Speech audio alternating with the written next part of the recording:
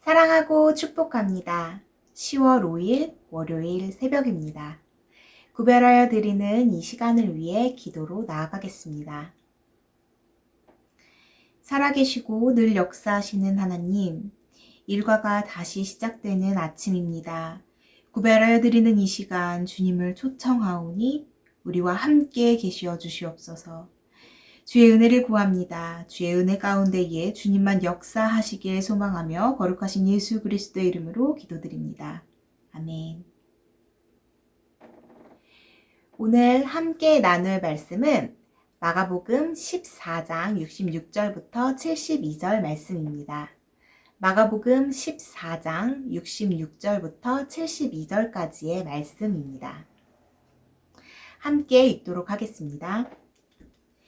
베드로는 아랫뜰에 있더니 대제사장의 여종 하나가 와서 베드로가 불 쬐고 있는 것을 보고 주목하여 이르되 너도 나사렛 예수와 함께 있었도다 하거늘 베드로가 부인하여 이르되 나는 내가 말하는 것이 무엇인지 알지도 못하고 깨닫지도 못하겠노라 하며 앞뜰로 나갈새 여종이 그를 보고 곁에 서 있는 자들에게 다시 이르되 이 사람은 그 도당이다 하되 또 부인하더라. 조금 후에 곁에 서 있는 사람들이 다시 베드로에게 말하되 너도 갈릴리 사람이니 참으로 그 도당이니라. 그러나 베드로가 저주하며 맹세하되 나는 너희가 말하는 이 사람을 알지 못하노라 하니 닭이 곧 두 번째 울더라. 이에 베드로가 예수께서 자기에게 하신 말씀 곧 닭이 두 번 울기 전에 내가 세 번 나를 부인하리라 하심이 기억되어 그 일을 생각하고 울었더라. 아멘.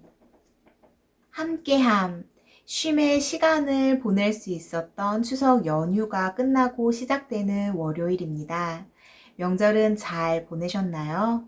다양한 상황 속에서 또 명절을 보내시면서 찬송가와 함께하는 시간이 더하였기에 더욱더 평안함을 누리셨기를 소망합니다. 하루에 빠르면 25분에서 35분 정도의 찬양을 저희는 지금 묵상하고 있습니다. 또 2, 30분의 새벽 기도에 153 기도 캠페인, 개인 기도 혹은 묵상 시간까지 합하면 우리는 얼마의 시간을 하나님과 함께하고 있을까요? 우리가 지금 굉장히 어려운 기간을 거치고 있습니다. 그러나 이 기간 동안 우리를 더욱더 예배와 기도와 찬양으로 무장하여서 주님과 동행할 수 있는 기회가 주어진 것도 참 감사한 일인 것 같습니다. 그래서 오늘 하루를 더 단단히 견뎌내기 위해 우리가 묵상해야 하며 또 묵상하며 들어야 할 찬양은 찬송가 341장에서부터 350장까지입니다. 그중 제가 여러분들과 나눌 찬양은 찬송가 343장 시험 받을 때에입니다. 먼저 찬양을 묵상하시겠습니다.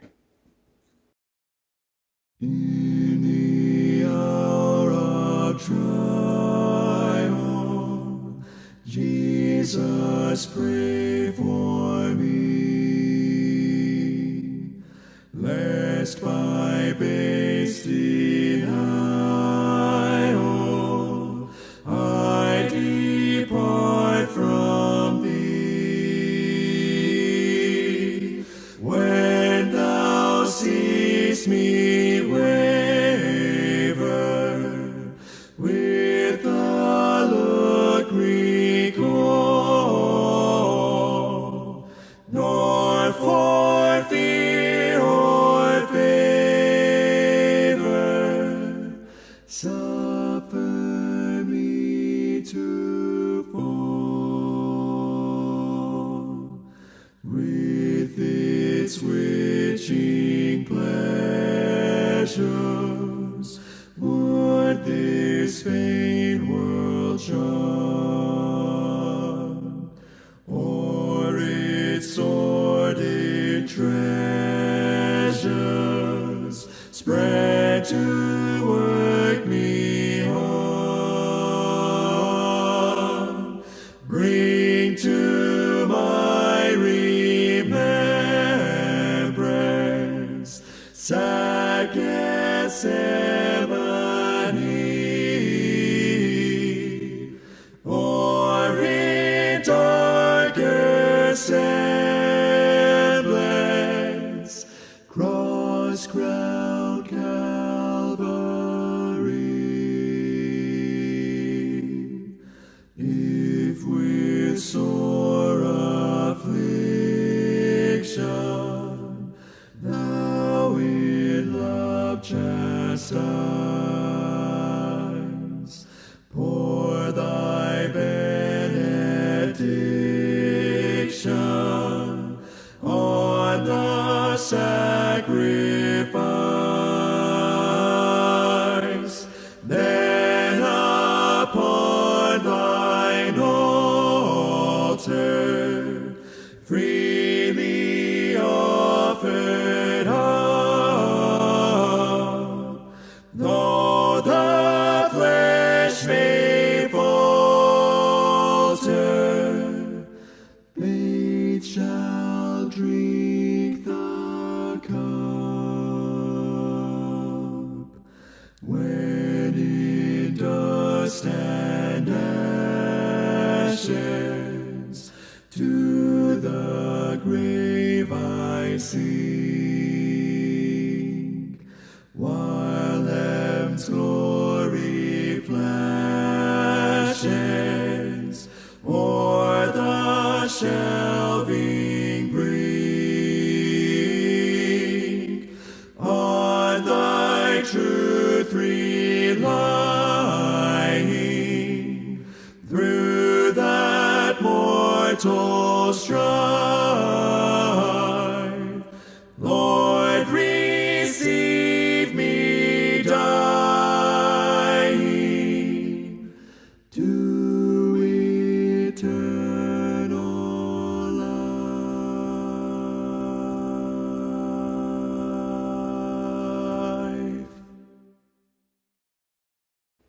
함께 묵상한 이 찬양은 원제목이요. In the Hour of Trial입니다.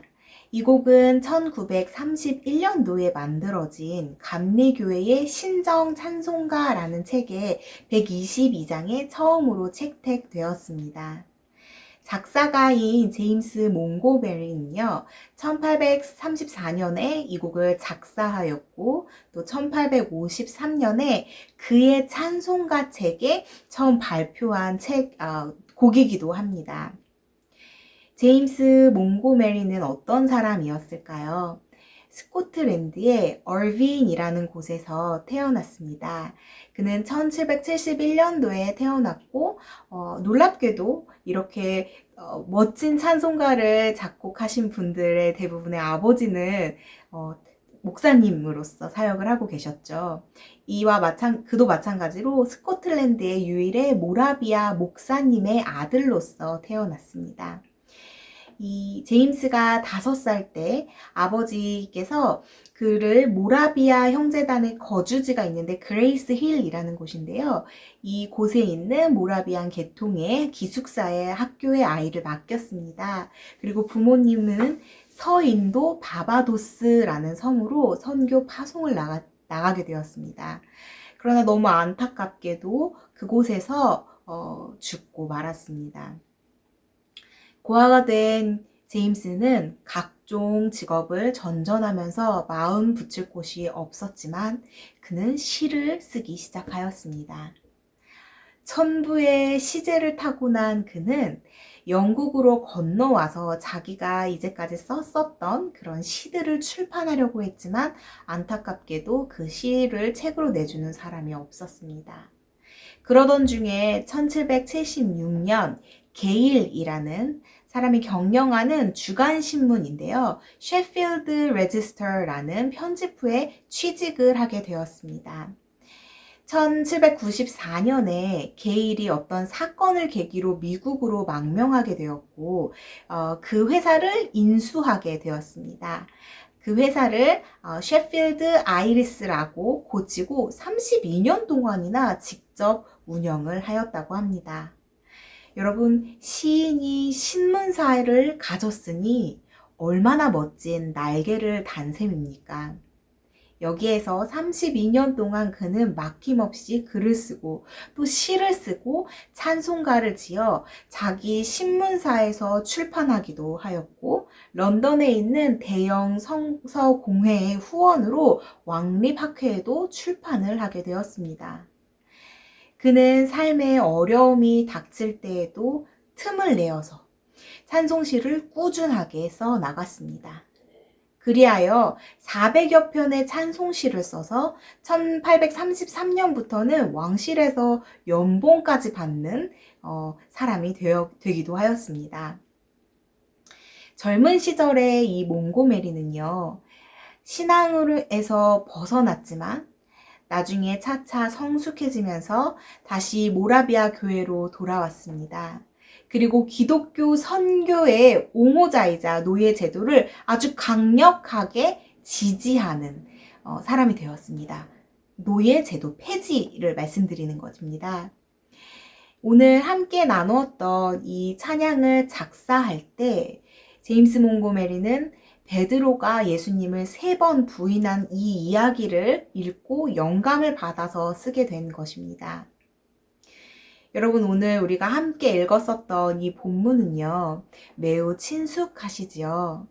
베드로는 다른 제자들과 함께 예수님을 따라서 죽을 때까지 함께 하겠다라고 약속했지만, 예수님께서는 베드로에게 그가 3번 예수님을 부인할 것이라는 말을 하셨어요.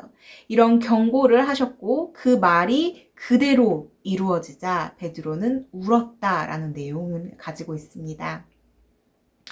예수님이 체포된 후에 대제사장의 여종이 베드로가 몸을 이렇게 따뜻하게 하는 것을 보고 67절과 68절에 대화를 했습니다. 우리 함께 읽어보도록 하겠습니다. 베드로가 불 쬐고 있는 것을 보고 주목하여 이르되 너도 나사렛 예수와 함께 있었도다 하거늘, 베드로가 부인하여 이르되 나는 내가 말하는 것이 무엇인지 알지도 못하고 깨닫지도 못하겠노라 하며 앞들로 나갈세. 아멘. 대제사장의 여종이 베드로를 발견하였고 예수님과 함께 했었던 사람입니다 라고 소리쳤을 때 베드로는 이것을 부인했습니다. 그러나 그 여종은 참으로도 고든 사람이었나 봅니다. 아주 끈질겼습니다. 69절과 70절을 보시겠습니다. 여종이 그를 보고 곁에 서 있는 자들에게 다시 이르되 이 사람은 그 도당이다 하되 또 부인하더라. 조금 후에 곁에 서 있는 사람들이 다시 베드로에게 말하되 너도 갈릴리 사람이니 참으로 그 도당이니라. 아멘. 여러분, 이 성경 구절을 통해서 베드로의 당황함이 보이십니까? 한번 아니라고 했으면 됐지 왜 또다시 계속 물어보시나요? 저 좀 그냥 좀 내버려 두세요. 제발 모른 척 해달라고요. 라는 외침으로 저에게는 다가왔습니다. 여종의 물음에 결국 베드로는 예수님과의 관계를 2번 부인하게 됩니다. 그리고 혹시나 또 물어볼까봐 맹세까지 합니다.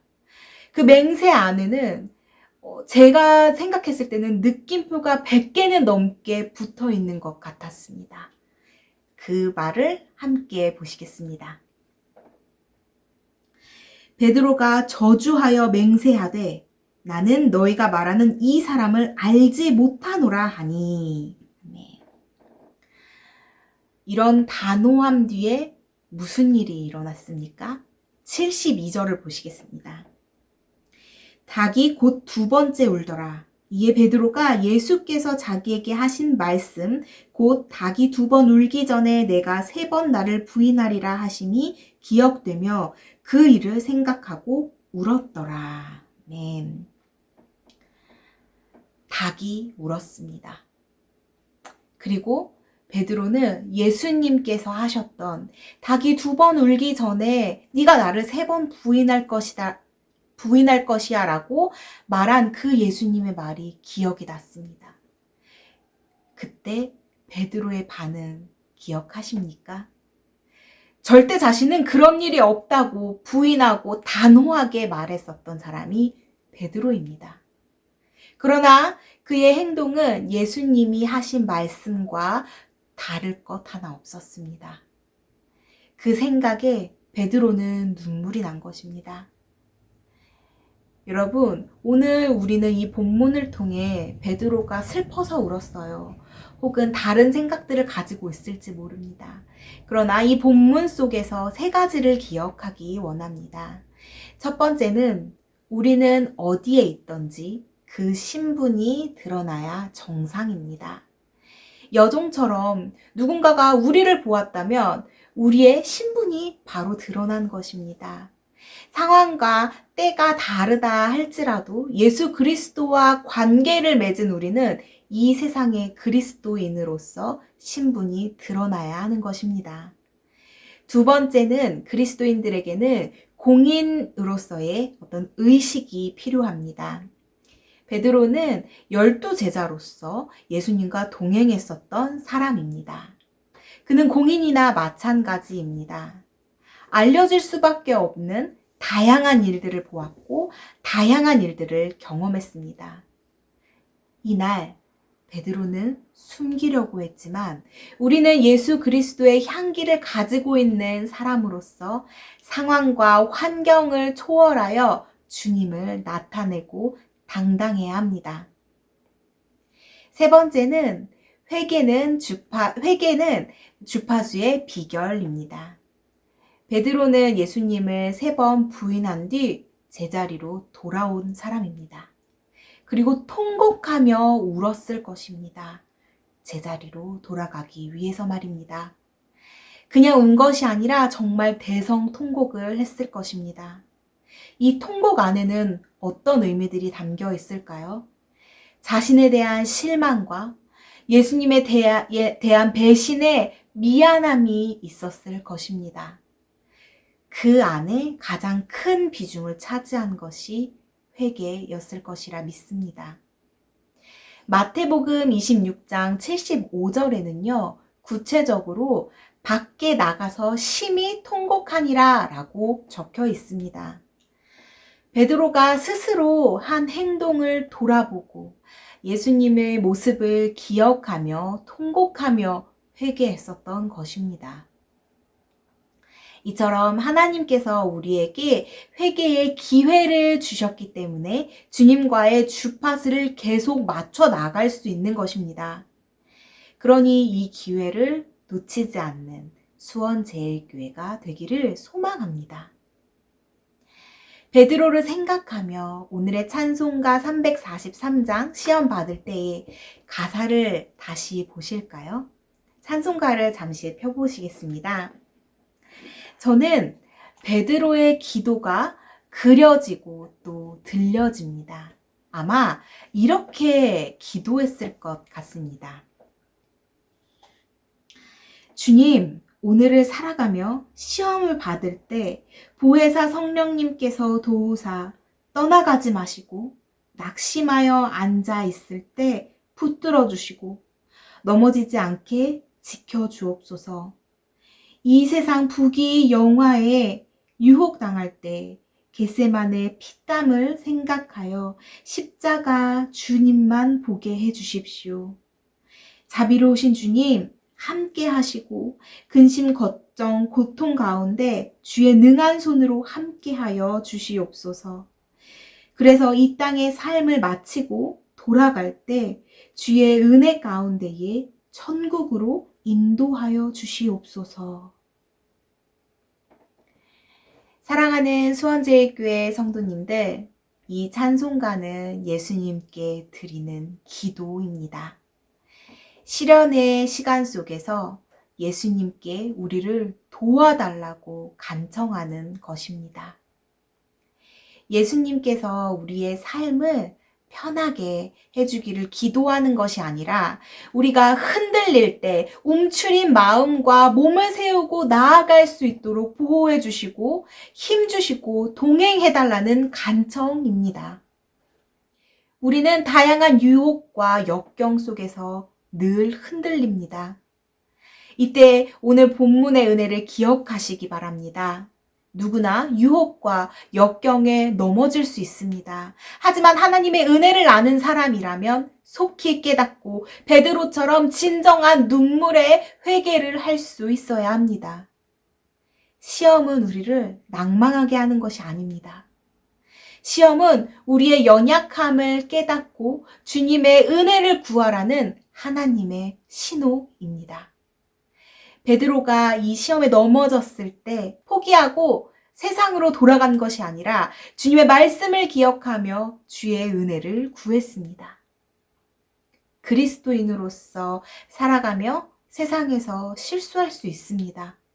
그때 우리가 해야 할 것은 우리의 잘못을 그 자리에서 인정하고 하나님의 도우심으로 그 잘못을 바로 잡아야 하는 것입니다. 어떻게 자복할 수 있을까요?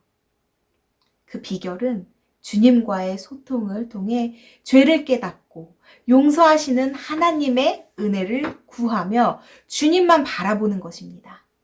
오늘도 언제나 어디서나 주님과의 주파수를 맞추기 위해 노력하는 수원제일교회 성도님들이 되시기를 소망하며 기도하겠습니다. 은혜의 하나님, 주의 은혜로 살아가는 우리가 우리의 정체성을 회복하고 기쁨으로 하루를 살아가게 하시옵소서. 오늘 하루도 올바른 주의 자녀로 정직한 하루를 보내게 하여 주시옵소서. 함께 하실 것을 믿으며 거룩하신 예수 그리스도의 이름으로 기도드립니다. 아멘. 오늘 나누었던 찬송가 343장 시험 받을 때를 1절부터 4절까지 찬양하시며 고난과 역경 가운데 우리의 정체성이 흔들리지 않도록 주님과의 소통을 더디게 하지 않는 하루가 되기를 소망하며 또 기도하시며 묵상하시기를 원합니다.